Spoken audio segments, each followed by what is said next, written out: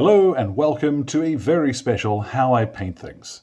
Now what I've got whizzing around in front of me today is Saruman the White, or Saruman of the Many Colors, my favorite character from the Lord of the Rings and certainly an awesome guy to have leading your army in the strategy battle game. Now I painted a Saruman years and years ago and lost him, so this is an opportune moment to add him back to my collection. What I'm going to show you today is relatively simple. You might be surprised by a couple of steps, but all of the paints will be listed in the description below, same as always. Let's get started. Now once your Saruman is assembled, it's time to prime him. Now a real quick note on the assembly. The top of his staff actually comes as a separate piece, and it has a little horizontal bar that it fits down onto to give you the top piece there. If you're a little bit more careful with it than I am, you'll probably be able to get rid of some of that gap there. I'm not too concerned because when we go ahead and paint it black, that gap is going to pretty much disappear, but something to bear in mind if you do want to be a little more careful than I have. All the same, once he is assembled, first thing to do then is to prime him. Here I've used Brainmatter Beige from the Army Painter. Now you could also use Wraithbone, which is a little bit darker and it's got a slightly more warm, bony sort of color to it. Wraithbone, funnily enough. Brainmatter Beige, this is, if you've ever lived in a British rental, this is Landlord Magnolia. It's off-white, it's not very warm, but it's going to work perfectly for that not quite white that Saruman is. Now you'll see here at the back there are a couple of spots that is a little difficult, see in his sleeve there, to reach with a primer spray. Now what I'd recommend is get your first couple of coats on, let them dry thoroughly, but then instead of just hammering him with the spray, we're going to touch that up now with a brush so that we don't fill in all this detail and gunkify the miniature. Now, Brainmatter Beige can be quite thick straight from the pot. So what I've got here on the other side of the palette, you might just make it out, is a little dollop of War Paint Stabilizer. Now, it could also be water, doesn't need to be the stabilizer. Just mix a little of that together until you get the consistency that you want. And it should be relatively smooth going on here. So that's looking about right. And then we'll go ahead and apply this to our Saruman. So long sweeping motions as much as possible. You want to keep the paint flowing in the same direction. And I tend to find the small dry brush that I'm using here with the wedge tip is especially useful for getting into all those little nooks and crannies. So I'm going to go over the entire miniature, so even the bits that are primed properly, just to make sure 100% that I have the same finish over everything. Now it's important that once you've done that step, give it plenty of time to dry, because what we're going to do now is actually to throw quite a bit of fluid over the top. So if it's not dry, you're going to lift it up and make a dreadful mess at this stage.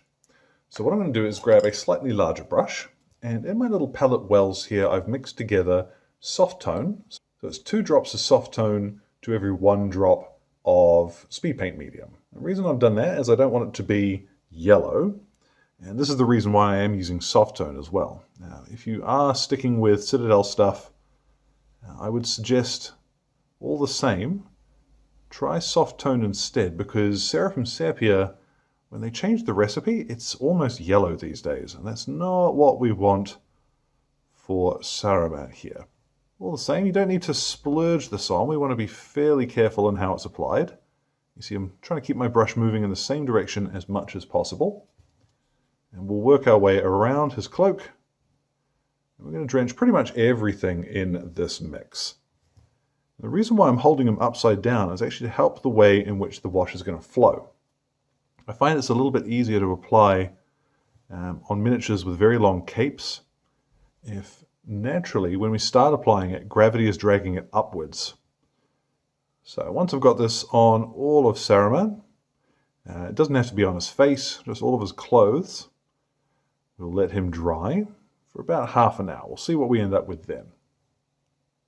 And there we go. Once that is dried, we'll have something that looks like this. And you'll see by hanging him upside down, we end up with a lot of the tide marks that would collect around the bottom of his cape. They're just not a problem anymore.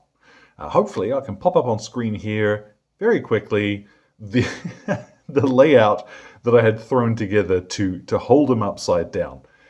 Much easier, obviously, than standing in the window and keeping him there with your hand. So if you can do that with a clamp or something, bonus.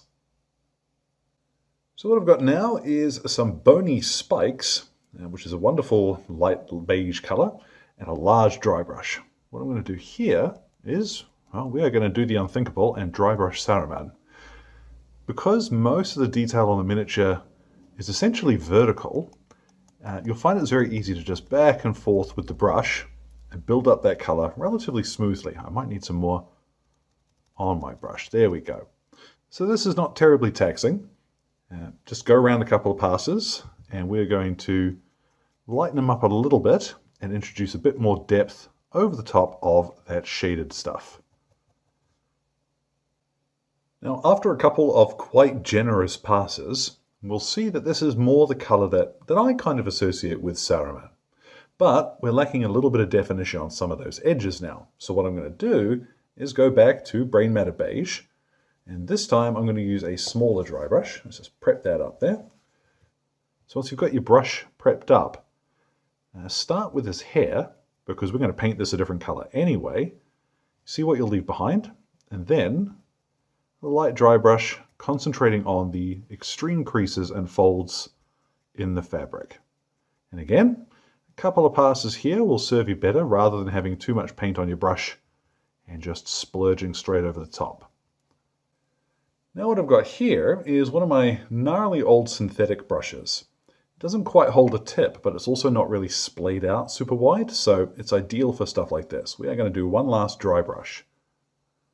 With a little bit of matte white, I'm just going to pick out by passing over the waistband a couple of times, and same too on the embroidery. And it's going to be relatively subtle until you go over it a couple of times, but make sure that you aren't just blopping on too much paint in one go. Now while you've got the white out, it's a good idea to quickly bop in the head of his staff there as well. What I'm going to turn to now are actually a couple of Citadel colors, and we're going to paint in his skin. I'm going to start off by base coating it with Cadian Flesh Tone. Now this will cover relatively well over our nice light primer. And as for his eyebrows and beard and what have you, just go straight over the top of it. Do not worry, because we're going to paint those essentially as our final step.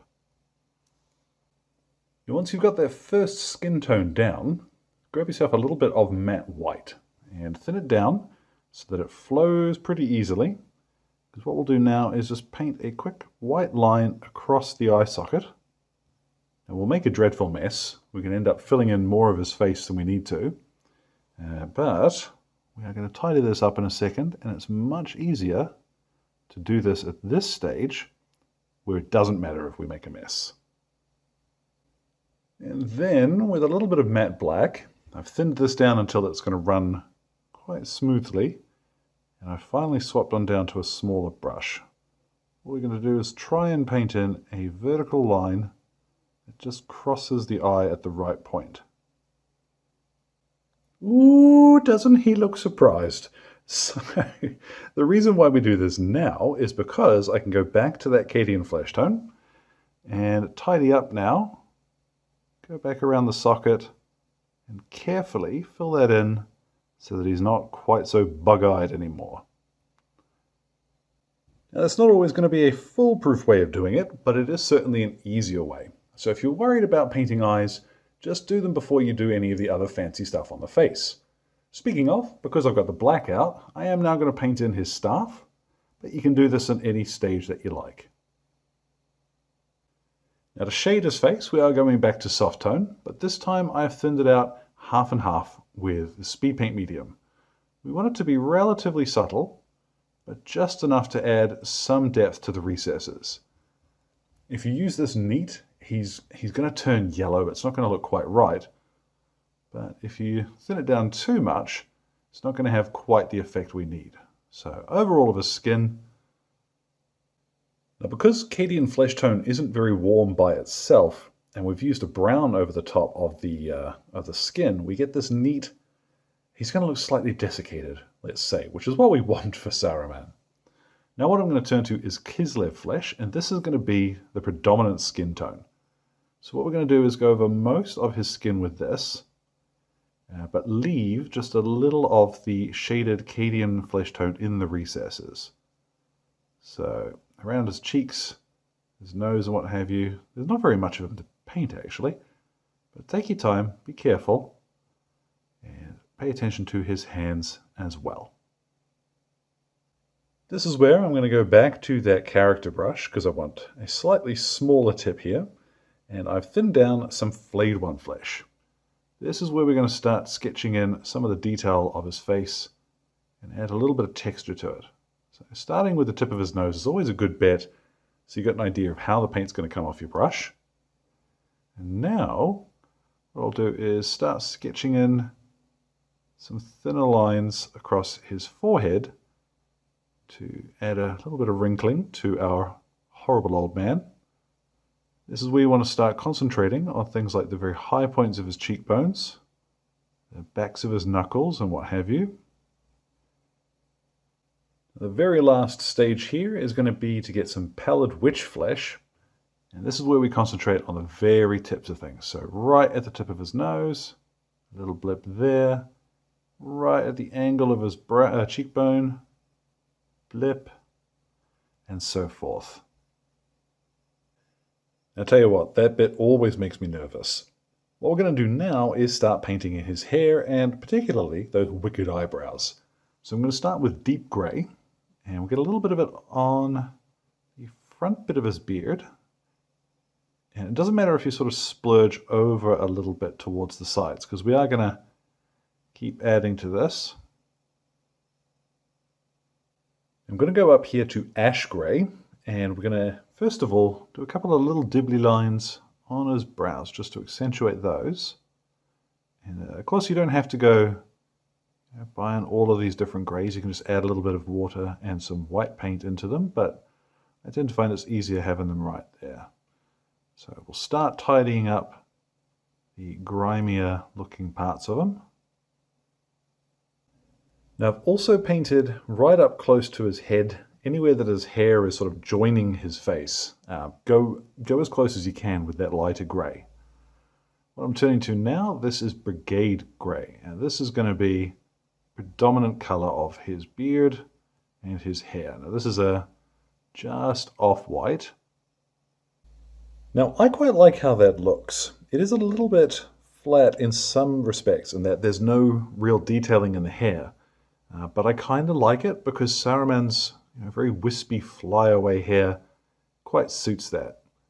But if you do want a little bit of extra definition just at some of the highest points, grab yourself some matte white. If you really want to, you could thin down some dark tone and maybe give the hair a quick wash to add a little bit of definition, but I don't think you're going to need to. Now the Palantir is going to be way easier. Start by priming it black. Now what I've got on my brush is some thunderous blue, and I'm going to lightly just blat over the whole thing with this. And then, much lighter this time, some Brigade Grey. I do feel a little bit bad, because I know some of you are probably really excited to see me try and tackle the glowing eye effect, but I don't ordinarily like painting stuff that only looks right from one direction, if that makes sense. And as well, it's a little bit more fussy than I would normally paint. So I'm going to skip it, and I'm just going to paint the Palantir in with a fresh coat of black to make sure that I haven't caught any of it with this stuff. Now once that's dried, I'm going to grab some dark tone. We'll use this straight from the pot and apply it generously over the whole thing. Now once this is dried, what I'm going to do is take Saruman and the Palantir outside, hit them with a spray matte varnish, and then I'm going to pop a little bit of gloss varnish on the Palantir itself so that it stands out a little bit from the tower. Once that's done, I'm going to go ahead and base them, and the recipe for that will be in the description. Let's get a look at our dry brushed Saruman once all his gear is finished. And so, there at last, Saruman and the Palantir are complete. Now the reason why I've not got them spinning around just yet is because the two miniatures side by side, it's a little funny to try and show off, but I did want you to see what the Palantir looks like in context, and I don't think it looks too shabby like that. I do want to have a brief grizzle about the Palantir being on the table in a game of Lord of the Rings at all, though, because, come on, it's one of the most potent artifacts imaginable. Why is Saruman taking this thing out into the battlefield to go and thump a bunch of hairy horsemen? It doesn't make sense to me. Really, if he's used it properly, then everything he would have needed to know, he would have figured out in the Tower of Orthanc, on the Orthanc Stone, before taking it outside. That's my grizzle. I don't think it ought to be on the table at all, but that's... I get why it looks cool. So, I'm going to take it away now. And there is our man spinning. So I've had a lot of fun painting him, and I do hope that it goes to show that even if you're not really spending forever painstakingly layering up a character like this, you can still get a pretty passable result. I'm quite happy with how he looks, and because he's going to match the visual style of the rest of my Isengard stuff, I think he's going to look all the cooler for it. So as always, thank you goes out to Exit 23 Games for the light and sound equipment, as well as all of my wonderful patrons who are keeping me ticking in paints and glue, including my wonderful producers who are showing up on screen now. Thank you very much for your support, folks. I hope you've enjoyed this Lord of the Rings stuff recently. Now, any questions or anything, feel free to drop them in the old comment box below. My Blue Sky and Instagram are both linked there too. So, thank you very much for your time, one and all, and you all enjoy the rest of your day.